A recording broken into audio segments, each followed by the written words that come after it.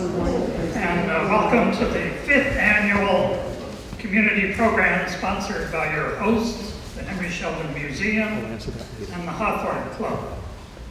Both long associated with the history of Middlebury and Addison County. My name is Bill Brooks. I'm the treasurer of the Hawthorne Club and have recently retired after 10 years as executive director of the Henry Sheldon Museum. By way of history, the Hawthorne Club was founded in 1877 to establish a closer relationship between members of Middlebury College and the citizens of Middlebury. It is named, obviously, for Nathaniel Hawthorne, a national literary hero whose talks at the college made him a local celebrity.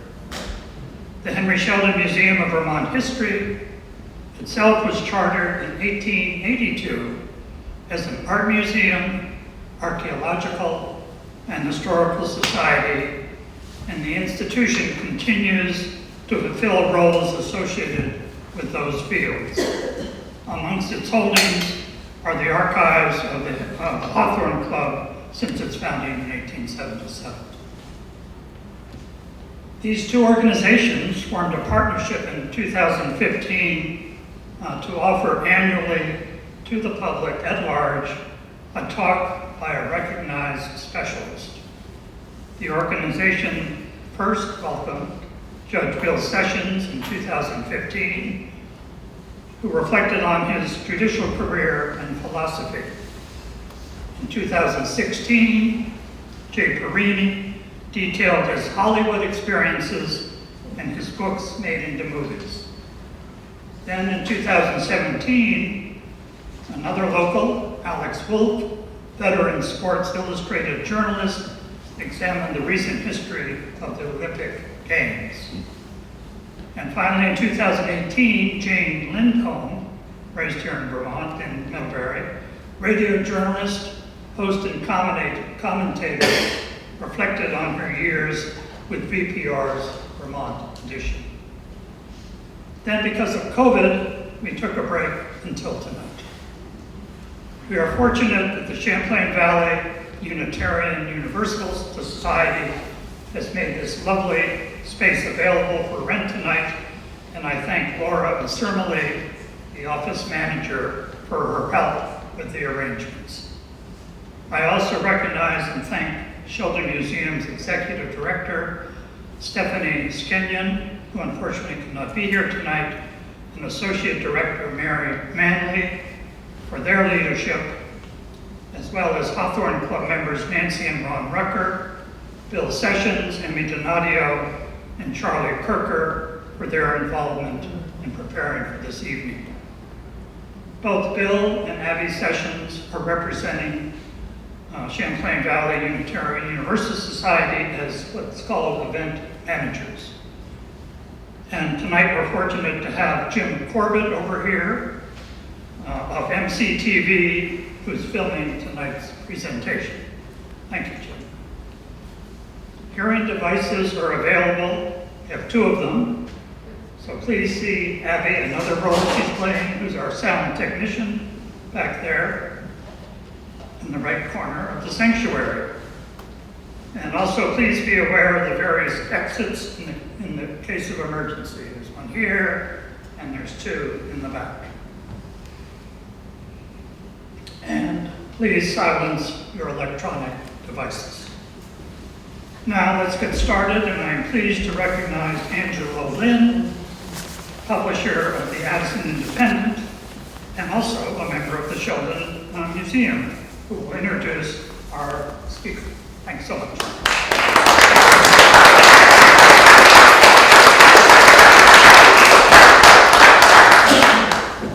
Thank you, Bill. Club members, Charlie, and I am a Hawthorne Club member as well. Yes. Asked me to introduce Governor Howard Dean because I've known him for maybe 35 years or something like that. We were just talking about it earlier, and John Flowers and I probably interviewed him for Lieutenant Governor and Governor at least back in '91. John got here in '90. and I got here in '84. So we've been here for your whole political resume, at least in Vermont. So most of you do know Howard's political background, but let me just review it for those who may have forgotten some of it and also haven't followed up with what he's been doing for the last decade or so. He entered politics serving as a member of the Vermont House of Representatives from 1983 to 86. Became lieutenant governor from 87 to 91. Both were part-time positions that enabled him to continue working as a doctor in his practice in Sheldon. And also, we want to know, he had a residency at UVM Med Center. That's what probably brought him here. He served as governor from 1991 to 2003, becoming governor when Governor Richard Snelly died in office. And afterwards, he was elected to 5 consecutive terms, making him, for those of you who like Vermont trivia, the longest serving governor in Vermont's history, after Thomas Chitman, way back in 1778 and 1797. So a little bit of trivia there for you. Dean ran for the Democratic nomination for the 2004 presidential election after serving for 12 years as governor, and then afterwards became chair of the Democratic National Committee from 2005 to 2009. In his implementation of the 50-state strategy, you guys remember that part of it, as head of the DNC, is credited with the Democratic victories in 2006 and 2008 elections. Afterwards, he became a political commentator and consultant for a law and lobbying firm in DC, and currently works part-time, I just was told, as an independent consultant focusing on the areas of healthcare, early childhood development, alternative energy, and the expansion of grassroots politics around the world. He also currently served, just stepping down a couple of years ago, on the board of the National Democratic Institute, a democracy-building organization chaired by former Secretary of State Madeleine Albright. He has extensive experience in the Southeast Europe, including in Ukraine, Moldova, and the Balkans. He used to lecture frequently pre-COVID in Europe, but hasn't been on a plane, he just told me, for 2.5 years, and he's happy about it. But he is currently teaching a course on the politics of American foreign policy at Yale University's Jackson School of Global Affairs, where he is a senior fellow. On the personal side, he and Judith Steinberg have been married since 1981. That's 41 years now, right? And next week, on the 17th, he has a birthday. And that's all I can say about that. His 74th birthday is that he looks like he has that same youthful zest and energy that he had when we interviewed him 35 years ago. So congratulations, Governor, on that. So with that background, we're honored to welcome Governor Dean to Middlebury as he gives us his analysis of the 2022 midterms. Thank you very much. Governor.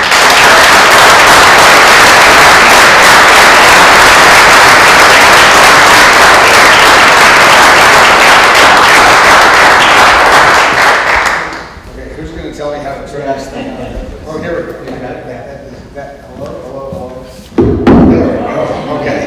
I'm so short that if I hear you may not be able to see me. I think I've shrunk since I was governor. Thank you for your kind introduction, Angelo. I would like to thank Charlotte and Marie Kirker for supplying the bribe that got me here, which was an unbelievable dinner. I had no idea Middlebury had the best restaurants in the entire state of Vermont. There's a lot to talk about, and I'm going to talk about the elections later because there will be lots of questions and comments from you all about that. But I have to say, I was one of the few people who predicted that we would pick up 2 seats in the Senate and 2 seats in the House. So I was on the optimistic side, and we'll talk about the polling desert that the United States has become and why that is. So we're not going to pick up 2 seats in the House and 2 seats in the Senate. I'm hoping we might hang on to the House. I think there's some chance of that, although the odds are against it. And I think we will end up with a pickup of 1 in the Senate, because I think we're going to win all 3 outstanding races. We're behind in one of them now. tighter race. Masto just pulled ahead. And I think most of the votes there are probably from Democratic counties, and I'm pretty sure that most of the votes in Maricopa County, which is Phoenix, are Democratic. So I have hopes there, and I think obviously we're going to have our hands full with a runoff. Warnock has won that runoff before, but we'll see. I will make the observation that I think the biggest, most helpful thing, other than the fact that Biden actually does have a good record to run on, was Donald Trump. Donald Trump put himself on the ballot, and you saw what people thought of that, and that's, I think, has a lot to do with why we did as well as we did when we were expected to lose a whole lot of seats. So I wanted to comment on that and get it out of the way, because I want to talk about sort of what I would call the mega picture of what's going on in democracy and what's going on. This is a worldwide phenomenon. This is not about the United States of America. So I want to examine a little bit about why that is. And I'll just run off quickly the more authoritarian types who have mostly acceded to the office of the leadership of their country by the ballot box, starting with Narendra Modi in India, who has really used religion as a wedge point with the group of people who are his followers. Jair Bolsonaro, who is hopefully on his way out, but he won an open, free, and fair election, as Modi did. Modi, in my opinion, won because if Congress had been there, the party of the opposition would have been there forever, and people weren't getting results, so they elected somebody who promised they would get results, and they have some, but the problem is it's dividing the country. Viktor Orban in Hungary has pretty much dismantled Hungarian democracy, and the PIS party in Poland is on the way to dismantling the court system, and if you don't have a court system you can rely on, then you really don't have a democracy. And speaking of dismantled court systems, that's what has happened in this country. For the first time, the majority of American people believe the court is nothing more than a political body. The court has lost its legitimacy, and it's a very, very dangerous thing. We can disagree with the verdicts of the court and the rules and so forth, but when they don't have the respect and legitimacy that they need to have, then democracy is in trouble. And why don't they have that legitimacy? Because for 30 years, huge amounts of dark money have been laundered through the Federalist Society to put candidates on the Supreme Court, some of whom are not qualified, and many of them who may be qualified have not been properly investigated. There are still a lot of questions about how people got money, how people paid off their debts. And so we have a political process in the court, and that's one of the things that's really endangered us. One of the things I think about this election is very good news for the United States of America, whether the Democrats win or not. And that is, I think the public understands that we are at risk of losing our democracy. And I don't want to sow panic, because I'm still an optimist. But this is a really serious problem in democracies. Now, why is this a serious problem? One of my favorite students is now married to a young guy from Georgia who's a very smart lawyer. And I think he was a little sensitive about being from rural Georgia when he and I were meeting with the student that he married. And he said to me, I never had a question like this before. He said, "Governor, do you like Trump voters?" And I had to think about it, and I finally said yes. Because when I was running for governor, they all used to vote for me. And it's true. Why? Because I was fiscally conservative and socially liberal. Why would they vote for a social liberal? The exception was after I signed civil unions. That was I barely squeaked by, I think, by 123 votes to get to the plurality that I needed, so the legislature was not going to elect the governor. But it's because I was frank with them. I respected people who talked to me, no matter what their political persuasions were, and I listened to them. And the concerns of quote-unquote Trump voters are not any different than anybody else's concerns. They're frustrated. And this is a worldwide phenomenon. It's tied into globalization and the rapid change in all of our lives because of the introduction of the internet and social media. So there was a wonderful article about 6 months ago by two young women who won seats in the Maine legislature from the 2nd district, which which is the very conservative district. And there was an article in the New York, they wrote an article in the New York Times about what Democrats had to do. And all you really have to do is listen to people respectfully. Most Trump voters are not lunatics who think the election was stolen. There is a significant percentage of those, of course, but they aren't. They're frustrated because their lives have been changed forever and they don't know what to do about it. And there's some of that here, even though the Democrats had a banner here in Vermont and picked up 9 seats in the House or something, which is extraordinary. But there's some of that here too. So let me paint a picture of rural America for you. For the first time in the existence of the United States of America, if you're white and you're over 50 and you lose your job in rural America, you're probably not getting another one, except maybe as a greeter in Walmart. Your kids have left. The government, from as far as you're concerned, doesn't function. And if you don't know how to use the internet, you don't have a college degree, you come from a very small town which may or may not have very good internet coverage, there is no job for you at 50 years old. Now, minority communities in this country have known about this forever, because that's the story of people of color in America. You get to be 50, you don't get hired again. But that's a new phenomenon for a whole lot of rural voters and union voters, many of whom used to vote reliably for Democrats. So that's the real reason that, I mean, is there a percentage of people who believe all Trump's nonsense? Sure. I mean, I personally think Trump has some serious psychiatric problems, but he is in some ways a genius about the portrayal of grievance politics. And what he does is what many autocrats do. He blames somebody else. It's never your fault, voter. It's the black people, it's the women, it's the gay people, it's somebody who doesn't look like you's fault. That's whose fault it is. It's the same technique that Hitler used to rise, and many other autocrats. But you can't get people to believe that if they feel okay about what they're doing and what their lives are like. So the underlying problem is not Trump. The underlying problem is, how is it that the United States of America has lost the ability to make sure that all of our citizens who live in rural America, including some parts of Vermont, feel valued again. Because they believe that most politicians, particularly Democrats, don't value them. And along comes Donald Trump and says, it's not your fault, it's somebody else's fault. It's the liberals, it's the Democrats, it's the gay people, it's the black people, it's the somebody else. It's the immigrants, Chinese people, whatever. It's not you, it's somebody else. It's effective only if you have given up, only if you're terrified.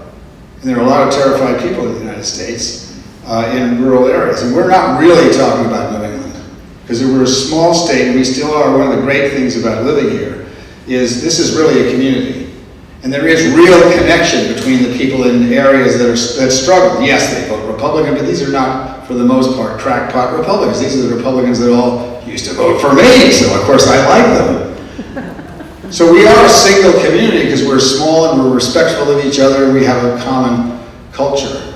But this is a huge problem in rural areas where there's towns that are 40 miles away from the next town. Imagine, we've seen this, what happens in Vermont, this good, great community. In this county, what happens when you can't run your school anymore because you have too few kids? That is an unbelievably dislocating phenomenon. And I obviously follow the news here and still live here. And what's happening in Ripton and places like that, you don't know who wants their school to disappear. It's a core resource of the community, which is a focal point of the community, whether you have school kids or not. And yet, so there are exigencies and efficiencies and so forth that require very unpleasant decisions. And some of those decisions are difficult for people who live in Middlebury or Burlington, but they're community life-threatening for people who live in small towns. Because it has always been I'll tell you my favorite story about Franklin. I have a lot of these stories, so you'll have to pardon my interruptions. So, Belvedere and, what's this town that's next to Belvedere? I can't remember. Pardon? Waterville. Waterville, right. Belvedere and Waterville. I'm governor, I'm being driven someplace, I'm looking out the window, and the schools of Belvedere and Waterville, which are right next to each other, are probably not more than 1.5 miles apart. And I find out that they both want new schools, and they both want a huge amount of state aid. And of course, the state aid formula, when I was governor, it used to be that you took turns, and there was a waiting line for that because everybody wanted help. And I find out that there are 50 kids in Belvedere, and there are 100 kids, and you could fit all those kids in either one of those buildings. So I get this brainstorm. We're going to go back to the legislature, and I get all my staff around and say, we're going to tell these people that we are not going to use the usual formula because these people really ought to share their schools, and we will pay 100% of all the money to build a new school if they will only agree to merge their school districts. We will pay the entire thing. There will be no property tax. Everybody will get a brand new school, but the condition is they have to move the school. Each one passes a bond issue for $40 million and spends the money on their own, and we of course don't give them anything more than the usual match. And then 5 years later, they all go broke, and finally the school board gives up and has to merge the school districts. I mean, these two communities are very small, but I tell that story because here's the governor coming along with money bags from the state, and this is not a wealthy area of Franklin County or of the state, and they say no because the existence of the school board, and the existence of the schools that many of their parents went to and their children are going to, is such a quintessentially important part of their way of life that they are fearful of what might happen if they give it up. Now today you can go and see a very nice school building, which is half paid for by them. And they did merge, and it was of their own resort. So a lot of their own choice to do that at the right time. So I couldn't, of course, being Vermonters, I couldn't bribe them into doing it, even with taxpayers' money, of course. But when they got good and ready to do it, they did it on their own. Maybe that's part of the key. Maybe what we have to do is stop telling people up here how things are going to work and give them more agency. I think there has been a lot of feeling of loss of agencies, whether it's real or not. If the feeling exists, then that's enough. This is going on all over the world. Viktor Orban was democratically elected. Why? Because especially in Eastern Europe felt they were neglected by the wealthier countries that have been in the EU for a long period of time. When the Eastern Europeans came in, it was a terribly difficult adjustment. There were many people who were working in industries which was fine in the Soviet Empire, but it wasn't so fine when you had to compete with Western companies who had skilled management and up-to-date mechanical and industrial processes. So the insecurity and the fear is what motivates a lot of this. We have to deal with that. You can't make that go away or explain to people why democratic values are important if they're terrified that they can't feed their family or that their whole way of life of living. We can agree that maybe we could argue about the way of life. Maybe we shouldn't have a patriarchal society where the man tells everybody what to do and so forth. That doesn't win people over either. You have to let people figure this stuff out for themselves, and you have to give them some room. You can't just force them into doing it. And I think unwittingly there's been so much change that's part of the problem. And I actually think that's the biggest part of the dislocation in rural areas. Let me say one thing about, I talked about the universality of this. This is not an American phenomenon. It's a little scarier because we pride ourselves on being a democracy, and we think of ourselves as the linchpin of democracy. But the truth is, we're not any different than any other. We may be different than some other societies because of our traditions and our Constitution, which was an extraordinary document. I mean, if you look at our Constitution, it was the first time the ideas of Locke and Rousseau are actually incorporated into a Constitution. Our Constitution is really the first Constitution which embraces human rights. When I teach, before I start, which I start with Truman because he's the president, the basis of all the post-war institutions which we're still living under. When I teach, I make everybody read the Charter of the European Union and the United States Constitution. Not because I'm a, chest thumping, America does it all right, but because it's an extraordinary document. And so is the EU Charter, which explicitly talks about human rights. And democracy and human rights go hand in hand. The two things that happen under autocracies, the first thing is that human rights and freedoms disappear. And the second thing is they always eventually collapse because there's no system of checks and balances. And I'll add parenthetically, I've spent time in China because of my NDI. I've spent time in a lot of places and met President Xi, who you would not want to meet alone in a dark alley in the middle of the night. And I had a lot of respect for him because actually we were in China trying to allow more of a notion of partnership than competitor, which of course didn't work. But the one thing, that mistake that I think he's made has sowed a tremendous amount of problems in the very distant future is this business of eliminating his lifetime term limits, term limits. And here's why. Almost all friction in political systems or in past history, or current history in some countries, if you read English history, all the fights are about two things: resource allocation and succession. And the Chinese had solved the succession problem by limiting rulers to 2 5-year terms with some age limits, which, by the way, I think ought to be applied in this country to the Supreme Court justices and the members of the Senate and the House. I have enormous respect and love for Pat Leahy. 2-term limits would have been great. Not for him. Of course, I'd like to make an exception for my own senator, but I think that's one of the problems in Washington. I often call refer to Washington as middle school on steroids, because it's a bunch of 13-year-olds who are really smart and hardworking, and all they think about is themselves. Now, again, this is not dissing Pat Leahy, who I often said was the 6th largest industry in the history of Vermont, in terms of all he was. There's not a town in Vermont that hasn't benefited from that longevity. But we need to make changes. We have a gerontocracy in this country. I vote for somebody who's 20 years younger than I am, because I think we desperately need to get younger people into, not because I think I'm an old guy who's lost his memory, although you'll be the judge of that by the end of the night, but because of the next thing I'm going to talk about. And that is, I was listening to NPR, or Vermont Public as they now call it. I'm still struggling to get used to that, but I think it was a good idea to merge for a lot of reasons, but Vermont Public, and I clench my teeth so I don't say radio or television. But I was listening to NPR, and there's a great story on a couple of weeks ago about chess, and I was a big chess player. I was a chess player. I certainly was not a big chess player when I was in high school. And it's a fascinating thing, as many of these stories are. And it's a story about Magnus Carlsen, who's the world champion, who's not very old, he's probably not 40, giving up after one move of his match, which was unheard of. Nobody does this. Why? Because he's playing a 20-year-old American who he believes cheats, and who has a history of admitting cheating. And so the discussion goes on, and it's mostly about chess, and they're interviewing some young people who play chess, who are also masters, so this is not just a run-of-the-mill chess player. And it suddenly occurs to me that the young people that are playing are all playing online.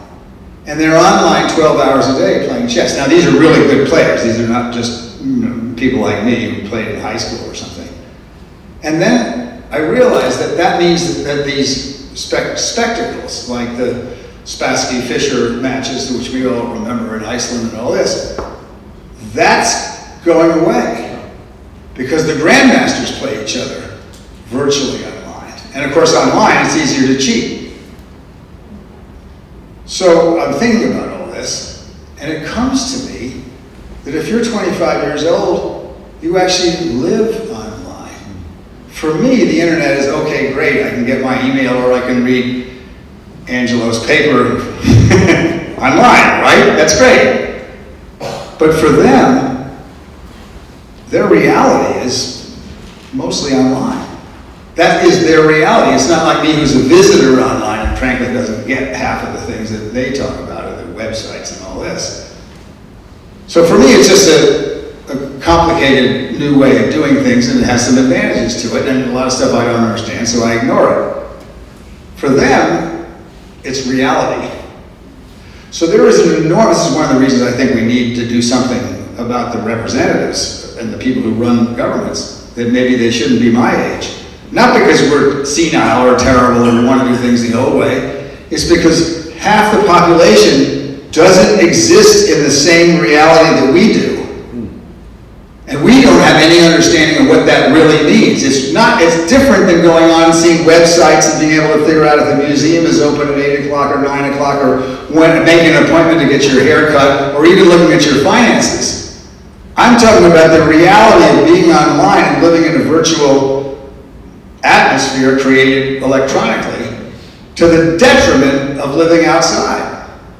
Now, I'm not trying to say there are very many people who live 100% online, but if you're living 50% online, your lifestyle is fundamentally different, and the way you view the world is fundamentally different than people our age. And we have to accommodate that somehow in our political system. We always have a problem with young people in the political system for good reasons. Young people's job is to be impatient and angry and demand that something be done, and our job is to tell them if they keep angry and wanting to do something, they'll get there. When I think about I had 2 black roommates when I was in college in 1967 and 8 as a freshman. That was the year Martin Luther King was assassinated, Bobby Kennedy was assassinated, 99 cities were burned down, and I'm not talking about a little Black Lives Matter practice. I mean, Washington did not recover for 25 years after the fires in Washington.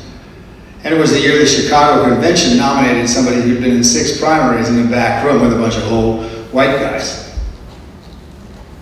If you had told us that 40 years later we'd have a black president, we'd have laughed you right out of the room. And 40 years later, Barack Obama was elected president of the United States. So the change can come, but it only can happen when young people are committed and continue to work. And it's our job to continue to encourage that. But it's going to be really hard for us to direct how they're going to live in a world that we don't have very much experience in, and that they experience every day. There's no guide to what's going on here. So these are major barriers. How do you keep people involved when there's this much changing around? So the next thing I want to talk about briefly is globalization. Globalization has been a bad word, a good word, or whatever word. I think it's a good thing. But it's also a life without a guidepost, without a user's manual. So, and we're learning every day. We learned when the pandemic came along that maybe it wasn't such a good idea to have a supply chain that was 8,000 miles long so you couldn't get chips or products. That maybe there was a good reason for onshoring, or at least doing some of the work in places like Mexico or Canada, as opposed to China or Vietnam. Leaving aside the politics, just the length and the shipping problems. So the internet has been fantastic. One of the things I think, which I'll just say now, although it's really probably the most important thing I'm going to say, is that what the internet has done is shrunk the world in such a way that I truly believe, don't misunderstand what I'm about to say, I truly believe we're one world and one people. And I think young people see us that way much more so than, now that does not mean we're going to have a world government. I can see the right-wingers coming out in the John Birch Society picketing my house. That doesn't mean that. That's not what I'm saying. We're not going to have world government. In fact, we probably ought to have smaller units of government than we do today that cooperate with each other. I happen to think the EU, despite its bureaucracy and other reputations, is actually a good model for how we ought to do things. But today, you can go online, if you know what you're doing, which I don't, and contact Iranian kids and Chinese kids and Indonesian kids and whatever you want, and have a dialogue with them, which mostly is not interfered with, even in very repressive societies who keep tabs on everything that you say.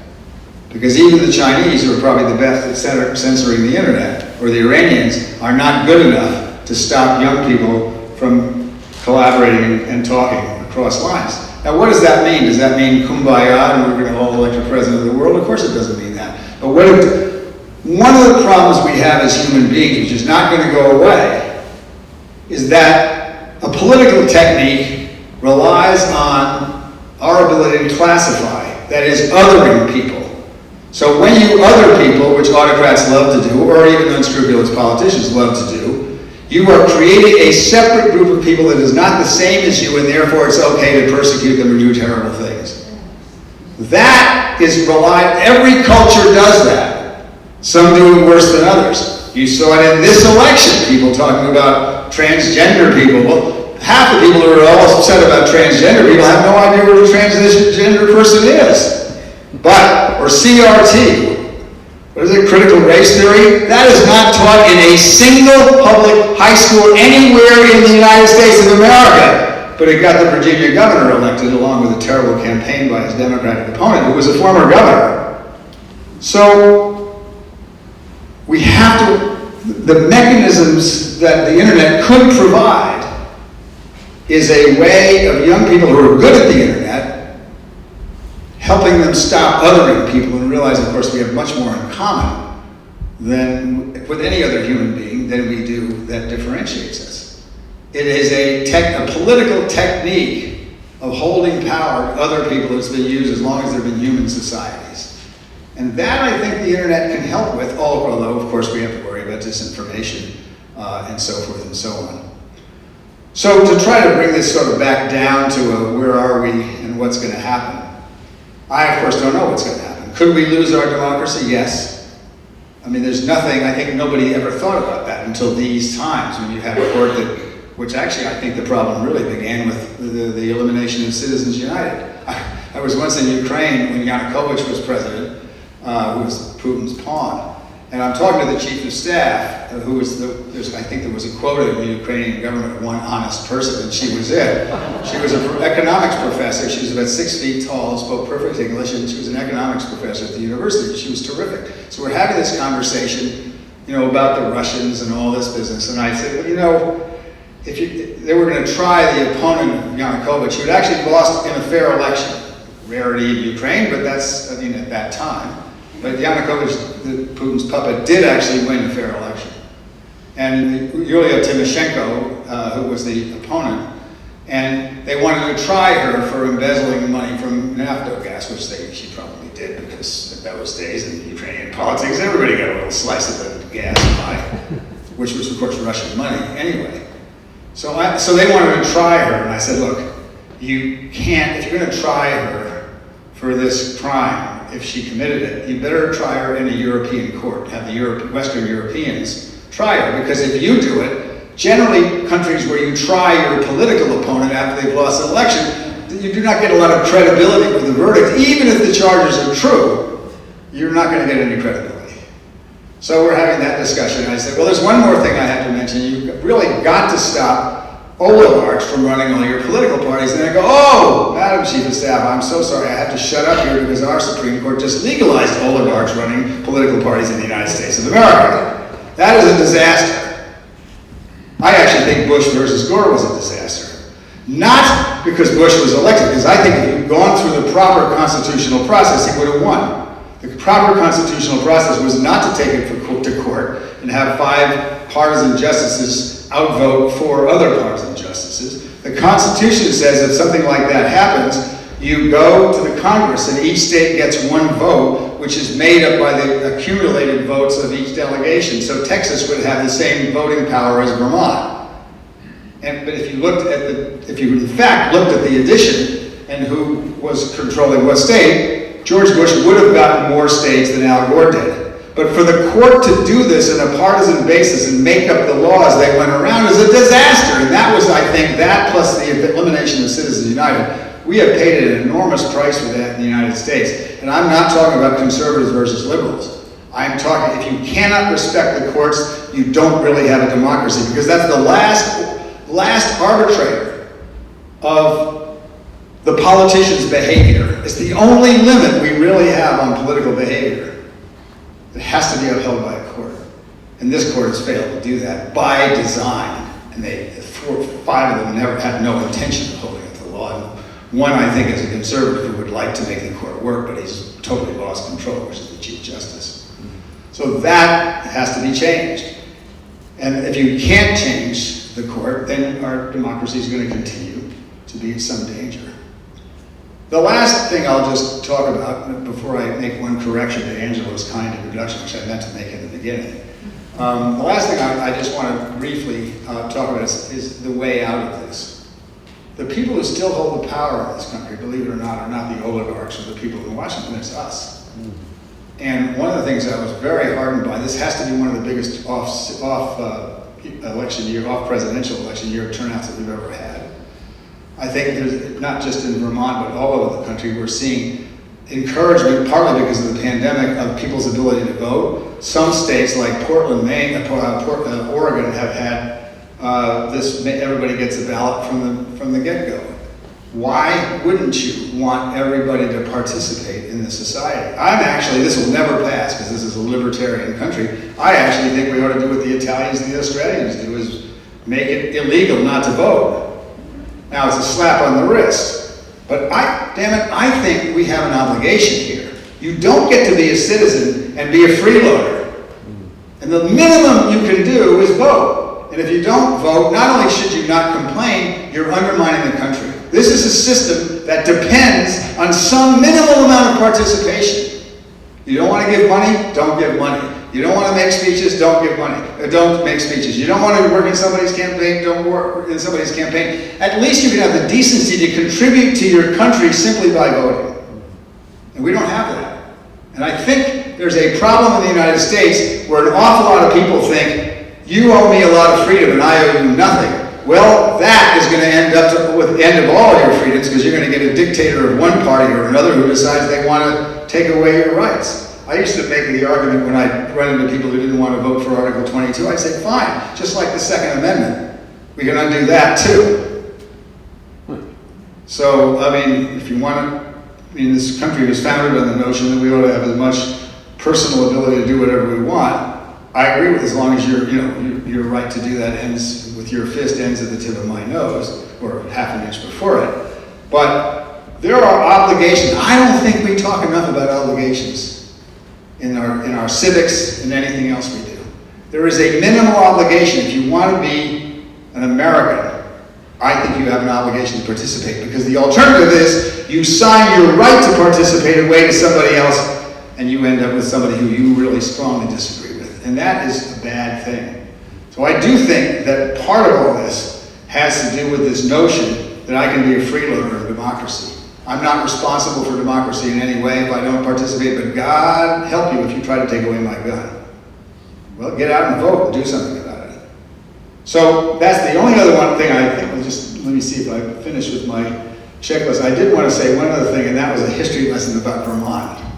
So Emerson, they're still doing that after 40 years. Angelo said that I was the second longest serving governor in the history of Vermont. That is actually true. But I am the longest serving governor in the history of the state of Vermont, because Thomas Jefferson served 17 one-year terms, 9 years of which were in the Republic of Vermont, and 8 of which were in the state of Vermont after 1791, when we became a part of the United States of America, thanks to Henry Clay and the admission of Kentucky, which we had to be. They were desperate. They had to take us. And so I'm actually the longest serving governor in the history of the state of Vermont, but I am not the longest serving governor in the history of Vermont. That distinction goes to Thomas Chittenden. And just as one little more piece that will amuse you. So, as you know, many of you know already, that Vermont originally was settled by mostly people from at least the European settlers, from Connecticut, not at all. And there was and Ethan Allen, much as we love the Green Mountain Boys, was also a real estate speculator with his brother, and was managed to get a number of properties which were sold twice to 2 different people, unbeknownst to the other. And in the meantime, while all this was going on, they were acquiring a substantial amount of land in what is now Vermont. However, the New York state authorities believed that they owned Vermont, and New Hampshire believed that they owned Vermont. They settled that quickly by allowing the state to be divided in their minds between down the spine of the Green Mountains. The western side would go to New York, and the eastern side would go to New Hampshire. So in 1777, when we declared independence, we, of course, couldn't agree on anything because we're very independent Vermonters. So we agreed to have a capital in every year. We actually had 15 capitals in 14 years of independence. 2 of those capitals were in what is today New Hampshire, because we figured if they were going to claim us, we would claim them. So we had 2 of our capitals were actually located in in the state of New Hampshire.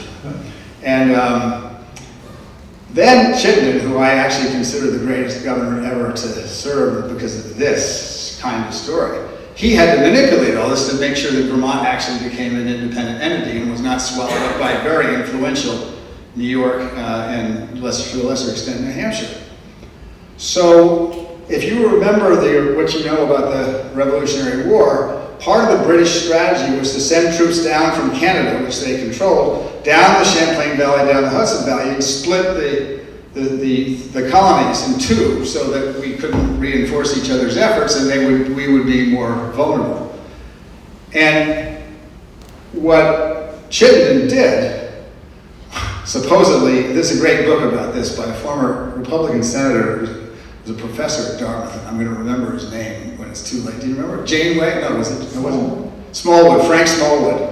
Frank Smallwood wrote the biography of Thomas Chittenden, which is a must-read for everybody who's interested in it. It's out of print, but I'm sure it's in a lot of libraries and probably on Amazon these days. See, I told you the internet wasn't all bad. So Chittenden, apparently on the state's dime, sends his buddies up to Montreal to the taverns to be seen and drink a lot. And so Washington's spies see Chittenden's buddies up drinking in Montreal and figured they're up trying to cut a deal with the British. And then Washington sends word to the New York legislature to stop claiming Vermont, because if we lose Vermont, we could lose the war, because they could use Vermont to drive right down to New York City and cut the colonies in half or in quarters. So Washington keeps sending the word, and afterwards the Union is settled, the independence comes, and then fortunately Kentucky was admitted. Unfortunately, it was a slave state, but they needed a state that wasn't a slave state to counterbalance it in the Great Compromise that lasted until 1860. And so that's how we got to be a state. Thank you.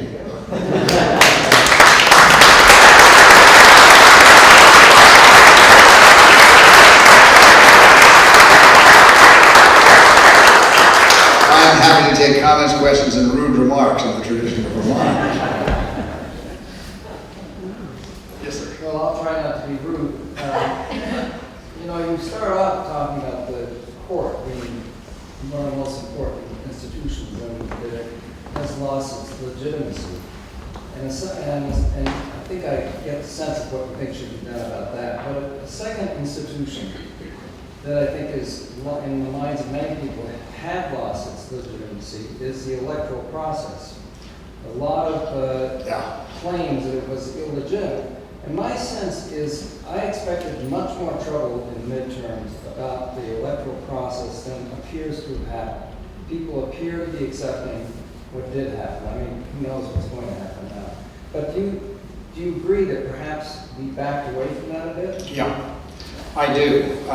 So let me tell you what my solution to the court is. I think we need 18, you can't take people off the court. The Constitution says that once you're appointed to the federal bench, you're on the federal bench. It does not say once you're appointed to the Supreme Court, you're on the Supreme Court for life. It says you have a federal bench appointment for the rest of your life. So I think the reasonable thing to do, I'm not sure I agree with this exactly, but people smarter than I am have figured this out. So is give each justice an 18-year term, stagger them, so that each party, that unless you have a run of one party for 9 years or 18 years, then each party will get some appointees. And then you can rotate the justice off onto the circuit courts or the retirement status or whatever else, thus fulfilling the constitutional stuff. The other thing that I often point to Vermont as the very best system of appointing judges I've ever seen anywhere. First of all, electing judges is a disaster. And you can see what the court's like in places like Texas where they do that. It's just awful. And there's huge contributions that go in, and then of course the verdict comes down in favor of the people who contribute. It is a disaster. What we do here, I think, is the best system, which is I don't get to pick the justice. Or the judge. What happens is there's a committee which is relatively neutral. I've forgotten who's on it. Some of you know better than I do. Judge Sessions certainly does, if he's here. But there's the Bar Association and I think some court people and some I think the head of the Judiciary Committees in both houses, no matter what party is, there's a committee. And And they screen anybody who applies, who's been in the state. It used to be 5 years. I don't know if that's changed or not. And then they come down with a list of names and they send them to me. And I once caught them playing games with some of this, so I sent them all back. And there was a big to-do over it. But I don't get to pick somebody because I agree with them on their ideological things. I get to pick a qualified person who's mostly been before a really qualified board of people who have different opinions and decided among themselves who the 5 or 10 or 6 or 2 people are that I should pick from. I think that's a great system. And I also think, although there's some controversy about this, and I'm not ready to swear to this, that the idea of reappointing them every 7 years in the legislature is not a bad thing. Part of that is because we're a community and this is a special state, so we don't get these horrible partisan battles. There have been judges and justices who've been refused reappointment, but it's usually for a debatable cause that's not all that bad. Intemperate behavior on the bench, so forth. And there, I think in the 20, sort of 30 years or whatever it was, I was in politics in Vermont, I'm sure there were fewer than 5 that were not reappointed by the legislature. So that's the kind of system that we should have. The president should never be able to pick based on who the Federalist Society wants. That's a ridiculous system. There ought to be a relatively nonpartisan, balanced group of people, of categories that you can name better than I, and the president gets the list, and the president has to choose from that list. And I don't mind being confirmed by the Senate, which happens in Vermont too, but I do mind the games that get played around. And there's some qualified people that have been turned down, there are a whole lot of unqualified people who have been appointed, and that's a bad thing. So that needs to be fundamentally changed. The Electoral College is a disaster. The Electoral College was essentially put in the Constitution of the United States to maintain slavery. That's why it's there. It was done so that the rural states, especially the states in the South, which were heavily agricultural development and dependent on enslaved people to make their economy work, didn't have to give up slavery. That's why the Electoral College is built the way it is. And that's why the Senate is built the way it is. So that small states, which of course works in our favor, it's great to have a state of 650,000 people with 2 senators, especially with the kind of seniority that they have. I mean, we do very well under this system. But I think your point is exactly right. The Electoral College, first of all, most people don't understand it, with good reason. And second of all, it was originally constructed to maintain a system that is A, wrong, and B, is pretty much not in effect anymore. And I think there's some bad overhangs that come along with that. And this notion that the court is going to hear, which just terrifies me, that the legislature can override the will of the voters and send whatever electors they want, regardless of how their state is voted, which is the case that's coming up this year in the Supreme Court, is outrageous. It is insane. And I think if they pass it, that will be the end of the Supreme Court as we now know it, and something will have to be done about it. Because remember, 2 people can play this game. Someday there'll be a court full of liberals that are doing things that conservatives think are outrageous. There has to be some kind of way of not making all these changes so fast and not being unfair about them, no matter who is disadvantaged.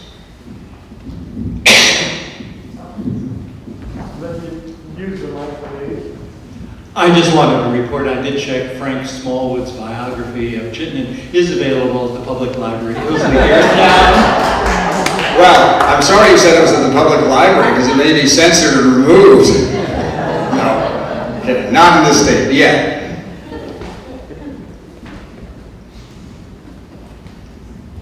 Hi, Governor Dean. Name is Vijay Nazareth. I came to this country at the age of 16 in 1979 as an immigrant to the U.S. And I never got into technology like my Indian colleagues who are running Microsoft and Google today. I wanted to excel in agriculture. And today I'm the executive director of the Champlain Valley Farmer Coalition. So that's my American dream come true. When I first came to America, it was the shining light on the hill because of the adherence to democracy and the systems and the institutions we had. I don't think I feel that way today because of what has happened, particularly because of January 6th, what happened. If I was a young person today, I'd be less likely to come to America than I would to Australia, Canada, or to Europe. And we're going to see a brain drain as a result of that, and America is no longer going to be exceptional, in my opinion. What can we do to solve that? well, we can do some of the things we've been talking about, but I'm not as pessimistic as you are about this. I do think that since you have come here, this is not causal, that things are going in the wrong direction. Again, not because you're here, but because this stuff goes in cycles. You know, you could hardly make the case that in 1859 America was a great country and stood up for all kinds of individual rights. And you could hardly make the case until 1919 that we stood up for even half the rights of our citizens because women couldn't vote. So, actually it's later than 1919, but that was the height of the women's suffrage movement and so forth. So, we're all in evolution, and they're all ups and downs. I still think that for a lot of people around the world, this is a land of great opportunity. I think the problem is we have to accommodate ourselves for that. One of the things that I didn't specifically say that there are going on, and it's not just small towns, it's bigger places, is actually people are picking on immigrants. Why? Because they're different, they're easy to other. And so we have to get through that phase because people do that, but people do that all over the world because it's not an American trait, it's a human trait. So I think we still are a country of great opportunity. The interesting thing is that for all the yelling and screaming about immigration by the Republicans, the truth is most farmers vote Republican, they'd be out of business without immigration. And they'd be out of business without undocumented immigration. And the farmers in this town, I mean in this state, know that. So it's very complicated, immigration.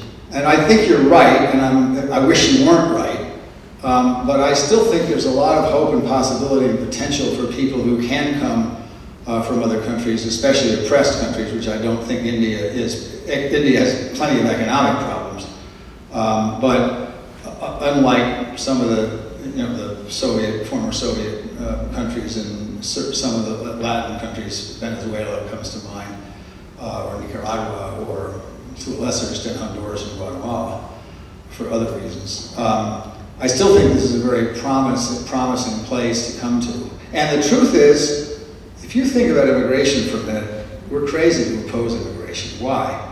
Who comes? What do you have to do to leave your country with your family and where you at least can speak the language and you're comfortable most of the time with the religion of the country, whatever it may be, and come to a foreign place without your children, who you're going to have to figure out how to bring over here, and take a job when you used to be a mechanical engineer as somebody who's cleaning out the gym in the high school. Who does that? The kind of people that do that are people who are driven to do better, loyal to their families, willing to sacrifice their own lives so that their children can have a better life. Isn't this the description of what we like to think about Americans? So I would say that because of immigration, we actually get the best of the best. Now, there are always exceptions. I think the vast majority of people who immigrate to this country, legally or illegally, are doing it for reasons that are going to make them assets to the country.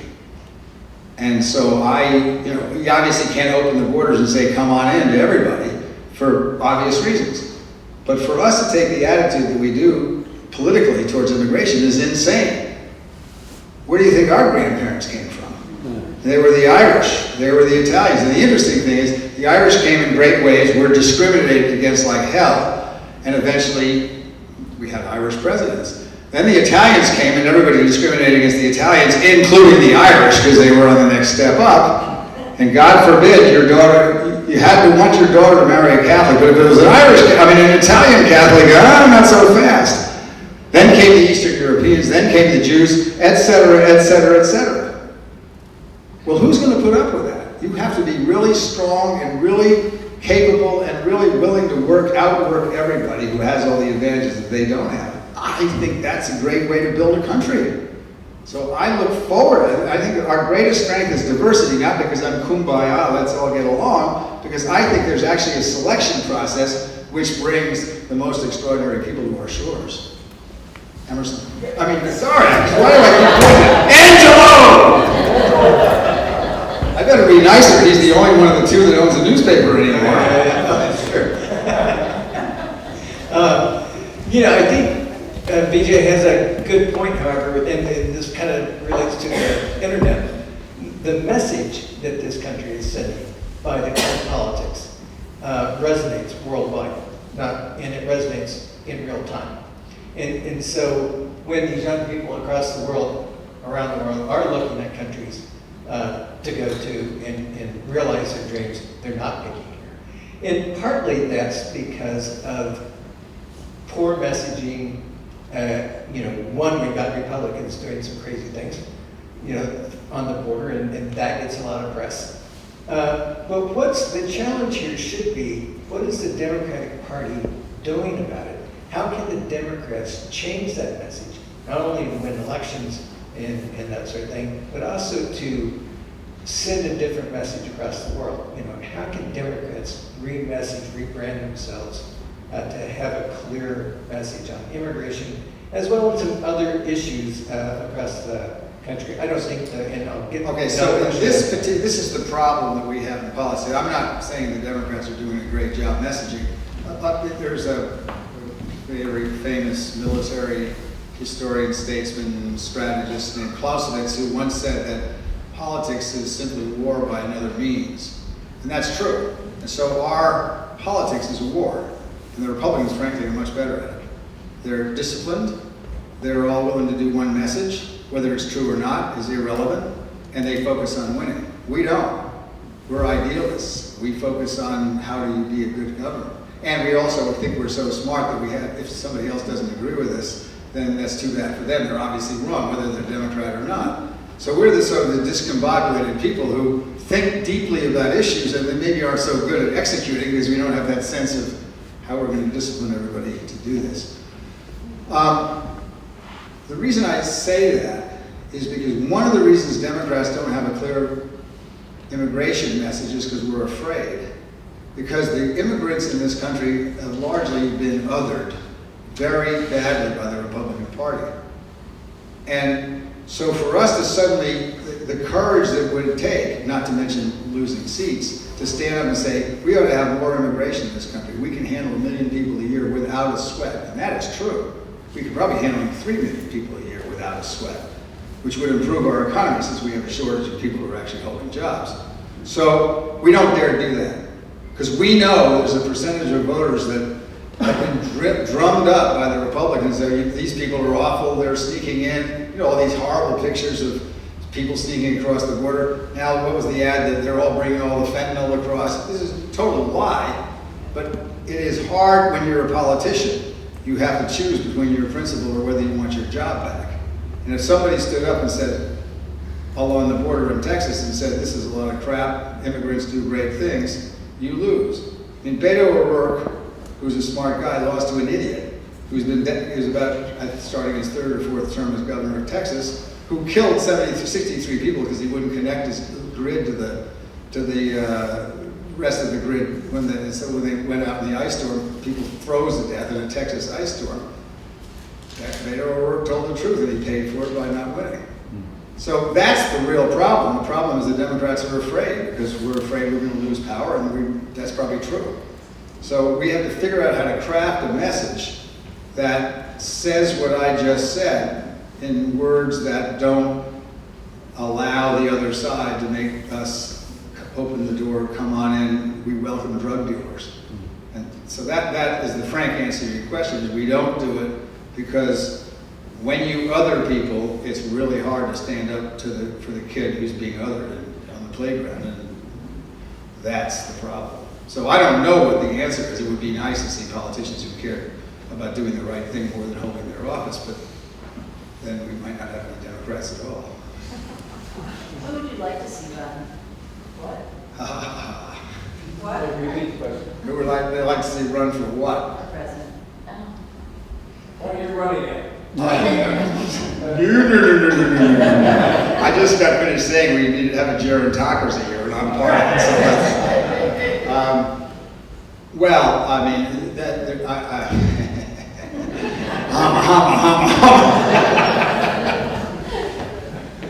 ideally, if the president chose not to run for re-election, I would like somebody like Chris Murphy, who's about 50 or 45 or somebody. And I don't really, there's a long list of people. There's actually a guy who's would be fascinating, who wouldn't get the nomination, named Joe Neguse out in Colorado. It's fantastic. He's 5 or 6 years old. I mean, you know, I've been around long enough to know you can't just pull a name out of a hat, because the chances of, I mean, Joe Neguse as a member of the House of Representatives, he is incredibly charismatic.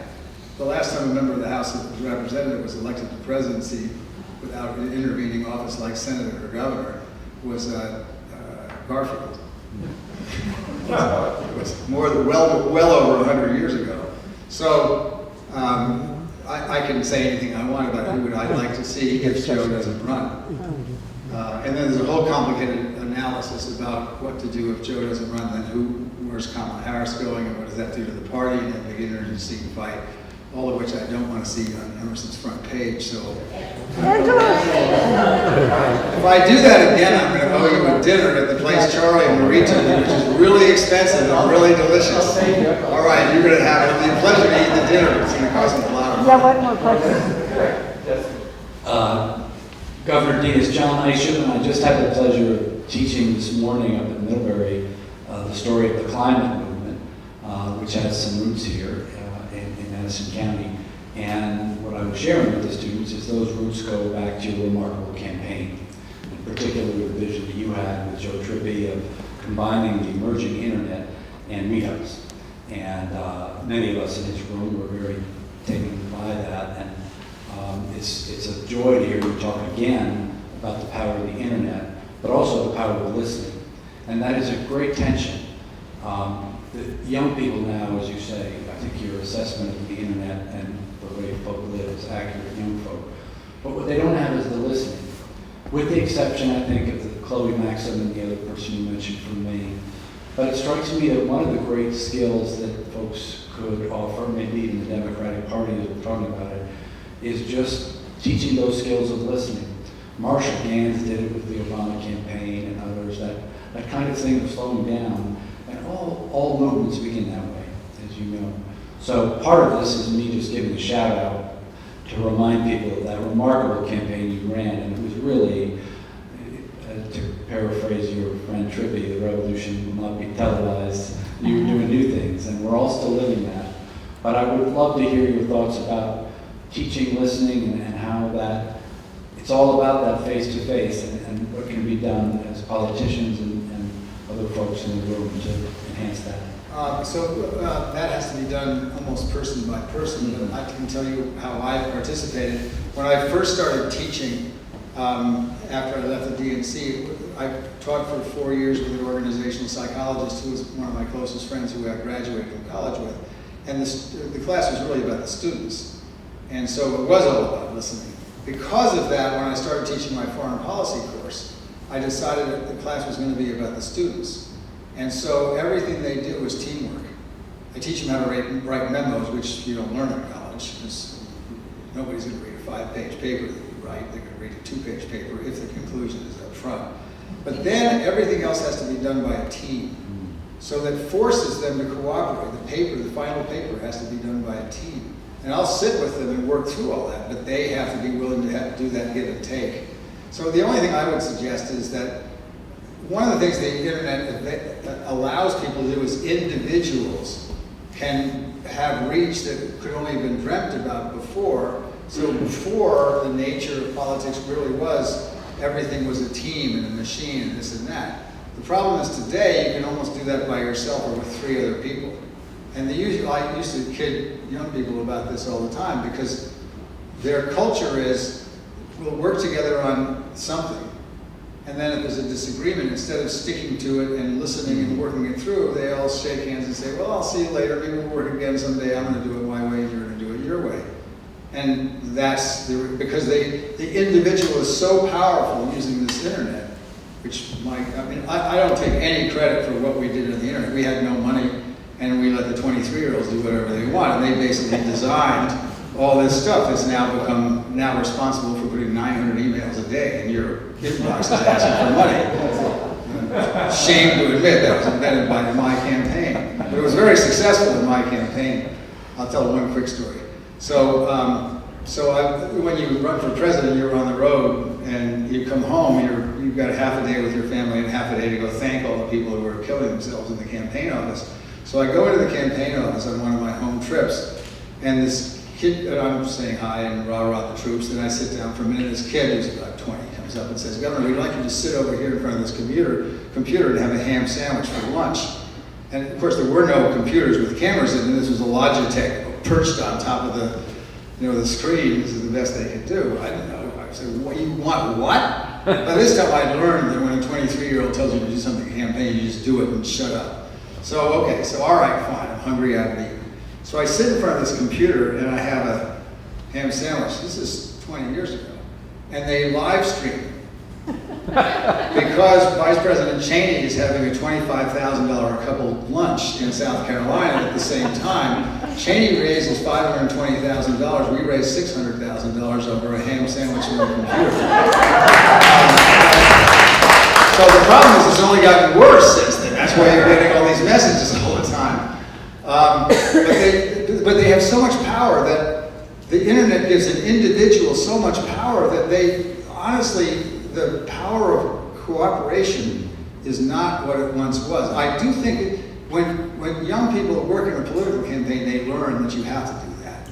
But they have to, or an environmental campaign. I mean, I imagine Bill McKibben probably has an organization and a lot of people are working for him or with him. That requires teamwork. So I think the answer to your question is, if we want young people who have so much more power to influence events than we ever could imagine because of the net, we need to teach them that that's not enough. That the power of 3 people working together on the internet equals 10 people if they work together.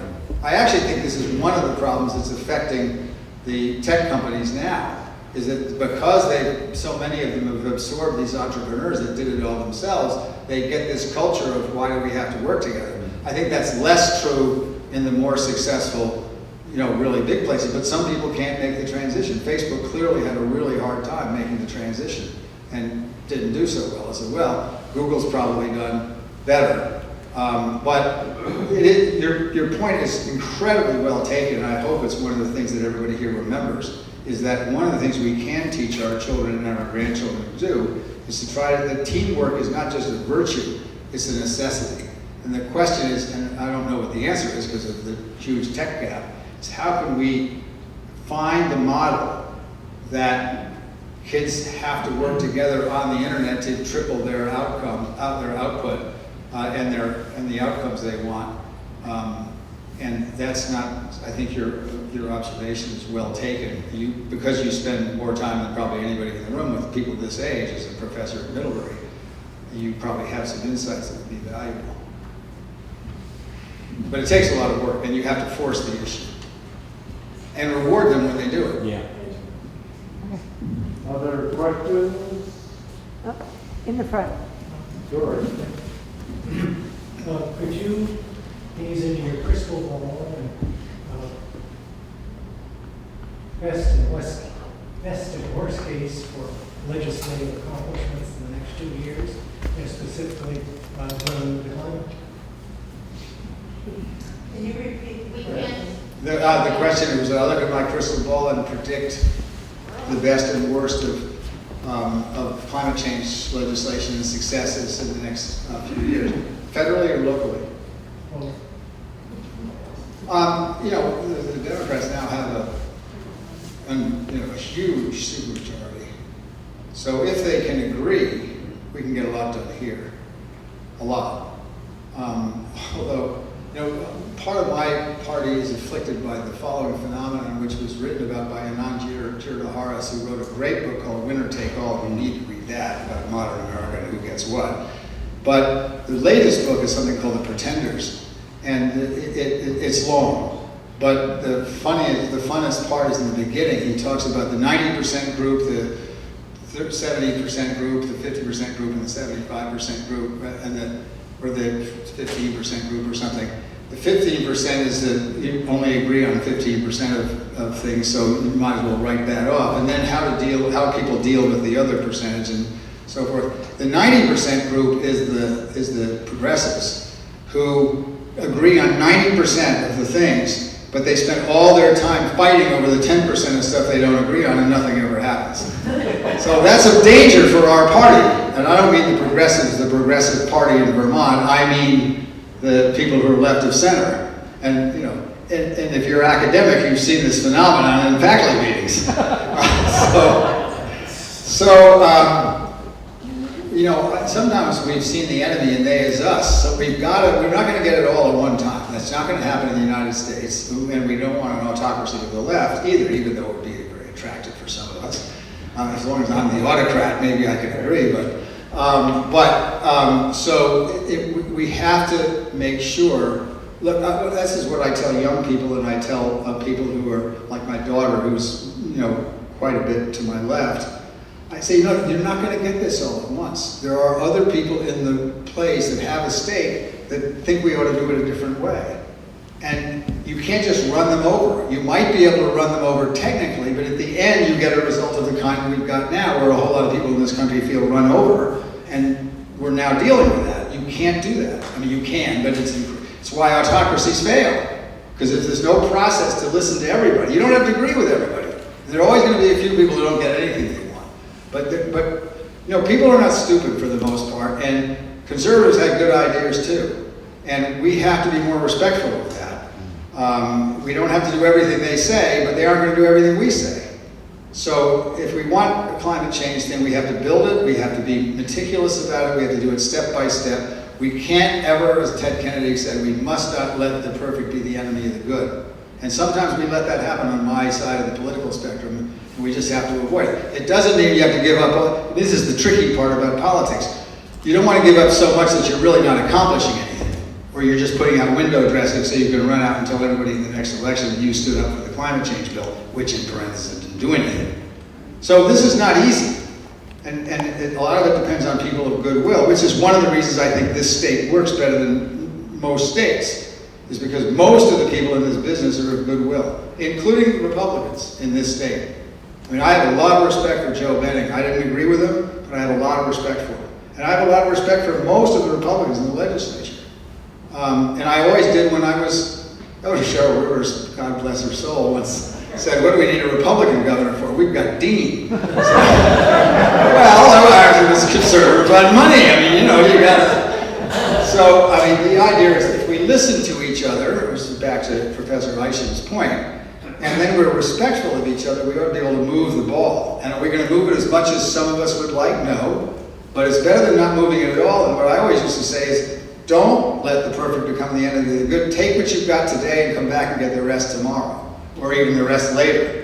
We're going to have to do that. And that's just, it frustrates people who think they have the solution, but that's one of the problems. We're on our side of the aisle so convinced that we all have the solution, we're always right. Well, we may be mostly right, but we're not always right, and we have to keep that in mind. Sure. Other questions? I'll say something. I really like the idea, I'll just go to the worst part. The downside of the internet is that it's fragmenting.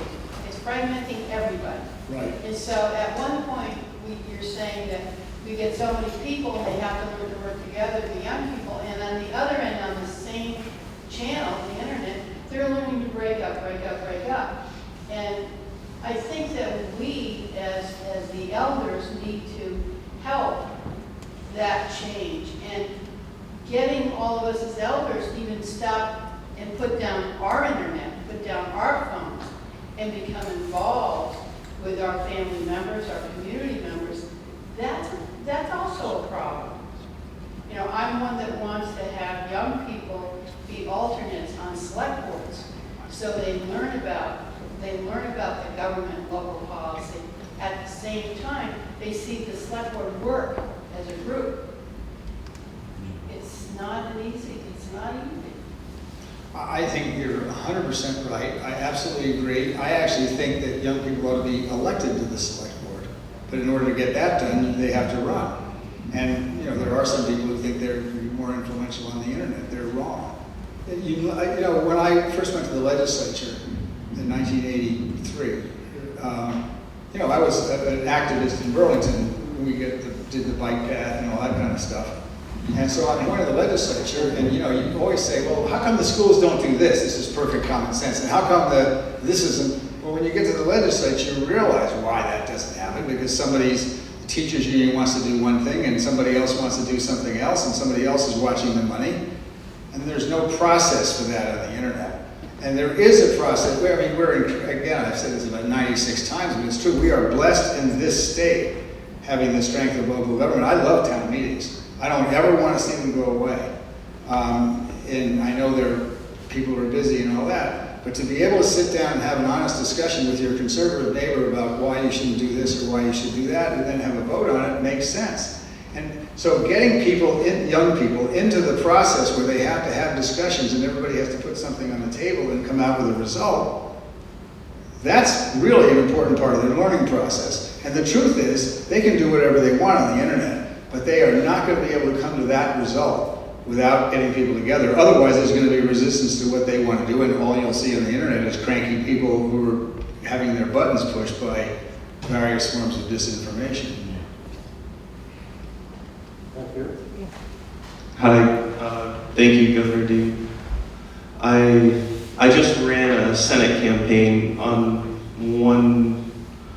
many ideas, but one of the notions was the state of Vermont needs to have younger talent in a political landscape where 2 generations of talent has sort of been removed from having a meaningful voice and meaningful seat at the table. And this sort of goes to the comment that was just made and comments you made about the gerontocracy. Gerontocracy. I like that word. So we just elected the oldest U.S. senator. Freshman senator. Right. Oldest U.S. freshman senator to the United States Senate. One of the motivating factors for me to run for Senate in Vermont was the first time I ever voted was for President Obama, a young president, watching people like Beto in Texas and John Ossoff in Georgia, these young leaders. I was sort of reflecting on how in Vermont what we've seen play out over decades is a small group of influential individuals who do all they can to calculate and protect a small number of offices, and what we have is lack of participation and shared sentiments among young people to say, what voice can young people have if the levers of power are sort of being moved with that calculus? So I would argue with you on some of this. First of all, my instant retort is, okay, you lost the Senate race, now run for the House of Representatives, or your select board, or your school board, because there are lots of ways you can serve. The reason I'd argue with it is I think in a lot of states what you said is true. I actually don't think there's a cabal among senior Vermonters to make sure that nobody under 107 gets elected to things. I think what it is familiarity and comfort on the part of the voters. Yeah. I mean, Welch won, and he's a good politician and he'll vote the way I want him to, and it's fine, I was happy to vote for him. But he won because people know him. And so when you're introducing a new face, especially in a small community, people really know. I mean, his ads were unbelievable, and they were probably genuine from people who thought he had done a great job and blah, blah, blah. So I don't say wait your turn. I don't believe in that. But I do say that if you don't succeed in one thing, try something different. So that you can gain the experience to put people at their ease. Because one of the reasons I think Peter won is he puts people at their ease, and they've known him for how many, 30, 40 years or whatever in his various roles around the state. I think when people vote, it is a responsibility and they know it. Now, when you're going to make a decision about your life, there are a couple of things at play, but basically most decisions about life, and voting is one of them, is what risk do I want to take? And what stability do I value? And at a time when things seem a little rough in the country, you might choose, if you didn't know anything other than one name, you might choose that person if you'd been satisfied with them in the past. So yes, you're a newcomer, you're young, blah, blah, blah, probably grossly underfinanced compared to Peter. But my attitude is, go ahead, run again, because you will win. Oh, I didn't run for U.S. Senate, I ran for state Senate. Oh, you ran for the state Senate. Okay, but the same thing is that I don't know who the candidates were here. But it's still the same thing. I'm guessing the two incumbents won. And it's the same thing as true. They've known people, people know them, they know what they disagree on, and they mostly agree, and why would they change? But I would just say, first of all, I'm really glad you ran. I'm really glad you ran, because you set a great example for people your age that you should not wait your turn. I don't believe in waiting your turn at all. And second of all, there are plenty of other ways that you can serve, and I would absolutely find one. There's no reason not to. And in Burlington, we have a rather lively political system, but the system, a lot of young people, there was a woman from the University of Vermont that won a seat on the select board, on the board of select board, I guess it's called, city council. I mean, that was great. Now, of course, she ran into some kind of residency problem and disappeared quickly, so that's not good.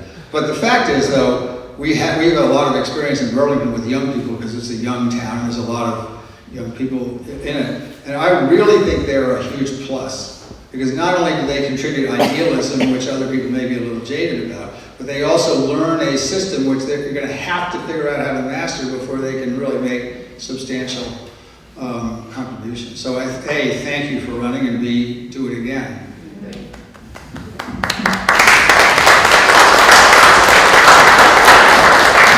It's 9 o'clock and I have to go home pretty soon. I was going to say, Governor, it's been a great pleasure to have you. We're honored that you came up from Yale to share your wisdom and experience with us.